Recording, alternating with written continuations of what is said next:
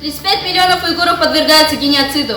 Восточный Туркестан превратился в тюрьму под открытым небом. Уйгурских девчонок выдают замуж за китайцев, сносят мечети и сжигают Кораны, изымают органы уйгурской молодежи и продают их на черном рынке. Спасибо большое тебе, Хабиб Нурмагомедов, от всего уйгурского народа.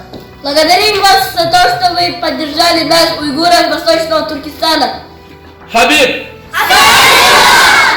Хабиб! Хабиб! Хабиб! Спасибо! Спасибо!